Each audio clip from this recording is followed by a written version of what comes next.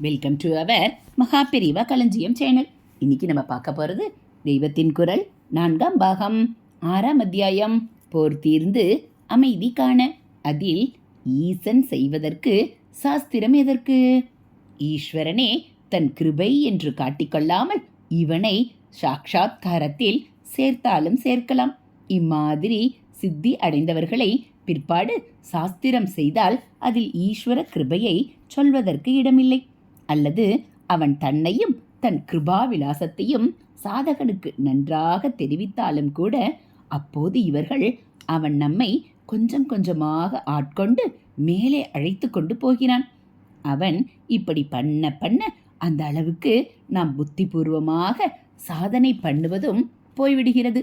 நம்மை மீறிய சக்தியே மேலே நம்மை ஏதோ பண்ணுவிக்கிறது என்றும் தெரிந்து கொண்டு விடுவார்கள். புத்திபூர்வமாக சாதனை பண்ணுவதற்குத்தான் சாஸ்திரத்தில் வழி சொல்லிக் கொடுக்க முடியும். புத்தியை ஈஸ்வரன் கொஞ்சம் கொஞ்சமாய் எடுத்துக்கொண்டு இவனை கருவி மாத்திரமாக கொண்டு பண்ணுவிக்க ஆரம்பித்த பின் சாஸ்திரம் எப்படி வழி சொல்லித்தர முடியும்? சாதகன் பண்ண வேண்டியதற்குத்தான் சாஸ்திரமே தவிர ஈஸ்வரன் பண்ண வேண்டியதற்கு இல்லை. அதனாலேதான் ஜீவன் புத்திபூர்வமாக நிதித்தியாசனம் பண்ணும் வரை பண்ணட்டும். அப்புறம் அவனை ஈஸ்வரன் எடுத்துக்கொண்டு தானே பண்ண வேண்டியதை பண்ண விட்டு விடுவோம். அங்கே போய் நாம் ஒன்றும் ஒரு கோட்பாட்டையும் சொல்லிக்கொண்டு ஜீவ மனஸ் அதிலே போகும்படி இடம் பண்ணி தர வேண்டாம். ஈஸ்வரனால் ஓவர் பவர் செய்யப்படக்கூடியவனுக்கு நாம் எதுவும் சொல்ல வேண்டாம். நித்தியாசனம் பண்ணிக்கொண்டே போ, சித்தி தானே வந்துவிடும் என்று சொல்லி விட்டுவிட்டால் போதும் என்று நினைத்து அத்வைத சாஸ்திரங்களை கொடுத்திருக்கிறார்கள். மாயை திரையை ஈஸ்வர கிருபை கிழிக்கிறது என்று வியக்தமாக சொல்லாமல் நித்தியாசனத்தின் தீவிரத்திலேயே அது கிழிந்து விடுகிறது என்கிற மாதிரி சொல்லி முடித்து விட்டிருக்கிறார்கள். ஹரஹர சங்கர, ஜெய ஜெயசங்கர. அடுத்து கீதையில் வெளிப்படக்கூடிய உண்மை. ஆனாலும் பகவான் இந்த ஈஸ்வர கிருபையால் அத்வைத லட்சியம் சித்திக்கிறது என்ற விஷயத்தை நன்றாக வெளிப்படவே கீதையில் பல இடங்களில் சொல்லியிருக்கிறார். அவரும் பாத்திரம் பார்க்காமல் உபதேசம் பண்ணவில்லைதான். தபஸ் இல்லாதவனுக்கும் பக்தி இல்லாதவனுக்கும் பணிவிடை செய்யாதவனுக்கும் இந்த கீதா சாஸ்திரம் சொல்லப்படாது என்று அவரே அதை முடிக்கும் இடத்தில் சொல்லி இருக்கிறார். ஆனால் அவர் சொன்ன கீதை மற்ற அத்வைத சாஸ்திரங்களைப் போல அத்வைத சாதனைக்கான அட்வான்டேஜ் ஸ்டேஜுக்கு போனவர்களுக்கு மட்டும் இல்லை. பகவத்கீதை 18 அத்தியாயம் இருப்பதில் முதல் 6ஐ கர்ம ஷட்கம் என்றும் நடு 6ஐ பக்தி ஷட்கம் என்றும் சொல்லி கடைசி 6ஐத்தான் ஞான சட்கம் என்று சொல்வது. இப்படி சொன்னதால் இந்த ஒவ்வொரு மார்க்கத்தை மட்டும்தான் ஒவ்வொரு 6 அத்தியாயத்திலும் சொல்லியிருப்பதாக அர்த்தமில்லை. புத்திக்கு பரமாக ஆத்மா என்று ஞான மார்க்கப்படி அவர் சொல்வது கூட கர்ம சக்கத்திலுள்ள 3ஆம் அத்தியாயத்தில்தான். ஆனாலும் மேலெழுந்த வாரியாக இப்படி கிளாசிஃபை செய்யும்படியாகவே கீதை இருக்கிறது. அத்வைதத்துக்கே என்று ஏற்பட்ட கிரந்தங்களில் கர்மாவை பற்றியும் உபாசனை பக்தியை பற்றியும் இவ்வளவு சொல்லாமல் ரொம்பவும் குறைவாகவே இருக்கும். ஆரம்ப ஸ்டேஜில் அவை அவசியமானவை என்று சொல்வதற்கு அதிகமாக அவற்றை விஸ்தாரம் செய்து சொல்லி இருக்காது.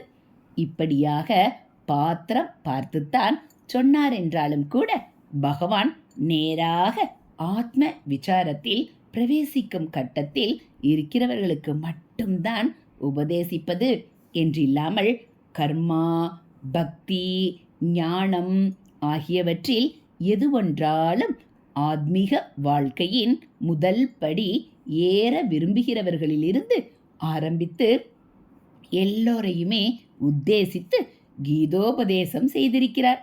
அதனால் இதிலே துவைதமாக பக்தி பண்ணுவதை பற்றியும் நிறைய வருகிறது. அத்வைதத்தை பற்றியும் அப்படியே வருகிறது. இப்படி இரண்டை பற்றியுமே பகவான் நிறைய சொல்லிவிட்டதால் இது என்ன துவைதத்தையும் பக்தியையும் சொல்கிறார், அத்வைதத்தையும் ஞானத்தையும் சொல்கிறார். துவைதத்துக்கு ஆப்போசிட் அல்லவா அத்வைதம் என்ற கேள்வி எழக்கூடும். அப்படி எழும்பாமல் இருக்கத்தான் இரண்டையும் லிங்க் பண்ணியும் அநேக விஷயங்கள் சொல்கிறார். அதிலே அத்வைதத்துக்கு என்றே ஏற்பட்ட சாஸ்திரங்களில் அதிகம் சொல்லப்படாததான ஈஸ்வரன் ஜீவனை துவைதத்திலிருந்து அத்வைதத்துக்கு தூக்கி விடுகிறான் என்ற விஷயத்தையும் அவர் சொல்ல நேர்கிறது. சாதகனின் சாதனையால் மாயை கிளிபடவில்லை, ஈஸ்வர கிருபைதான் கிழிக்கிறது என்பது போன்ற விஷயங்களை தெளிவாக வெளியிட்டு சொல்கிறார். அர்ஜுனன் சந்நியாசம் வாங்கிக் கொண்டு பூர்ண அத்வைதமாக போகக்கூடிய சாங்கிய ஞான சாதகன் இல்லை, அதாவது உத்தம அதிகாரி இல்லை. ஸ்வதர்ம கர்மாவை பலனிலே கருத்தை வைக்காமல் ஈஸ்வர ஆராதனமாக பண்ணி சித்த சுத்தி ஏற்படக்கூடிய யோக சாதகன்தான், அதாவது மத்தியம அதிகாரி தான் என்று ஆச்சாரியால் பாஷ்யத்தில் ஸ்தாபித்திருக்கிறார். மத்தியமம் என்பது நடு, அது உத்தமத்துக்கும் அதமத்துக்கும் லிங்காக இணைப்பாக முடியும். அதனாலேயே அவனுக்கு உபதேசிக்கும் போது துவைத அத்வைத லிங்கான ஈஸ்வரனை, அவனுடைய கிருபையை பகவான் உத்தமோத்தம ஸ்திதியை சொல்லும் போதும் குறிப்பிட்டிருக்கிறார். ஒரு இடத்தில் சத்வ ரஜோ தமோ குணவடிவாயுள்ள மாயை என்னுடைய சக்தியாகும், அதனாலே அது தெய்வ சக்தி பெற்றது. மனுஷன் எப்படி தன் பலத்தால் அதை தாண்ட முடியும்? என்னிடம் பிரபத்தி சரணாகதி பண்ணினால்தான் என் அருளால் தாண்ட முடியும் என்கிறார். சர்வ பாவத்தாலும் ஈஸ்வரனிடம் சரணாகதி பண்ணினால் அவனுடைய அனுகிரகத்தால் சாஸ்வத சாந்தபதமான அத்வைத மோட்சம் சித்திக்கும் என்று இன்னொரிடத்தில் சொல்கிறார். துவைதமாக தன்னை ஒரு மாதிரி பாவித்து பக்தி பண்ணினாலும் கொஞ்சம் கொஞ்சமாக தன் தத்துவ ஸ்வரூபத்தை புரிந்து கொண்டு புரிவிப்பதும் அவர் கிருபைதான். அந்த தத்துவத்துக்குள்ளேயே போய் அத்வைதமாக இருந்து விடலாம் என்றும் உபதேசம் செய்கிறார். ஹரஹர சங்கர ஜெய ஜெய சங்கர, ஹரஹர சங்கர ஜெய ஜெய சங்கர. மகா பெரியவாச்சரணம். இதுபோல் தெய்வத்தின் குரல் பகுதிகளை நீங்கள் தினந்தோறும் கேட்கணும் அப்படின்னா மறக்காமல் நம்ம சேனலை சப்ஸ்கிரைப் பண்ணுங்கள். கூடவே பெல்லைக்கானையும் கிளிக் பண்ணி ஆள்கிற பட்டனையும் அழுத்திடுங்க.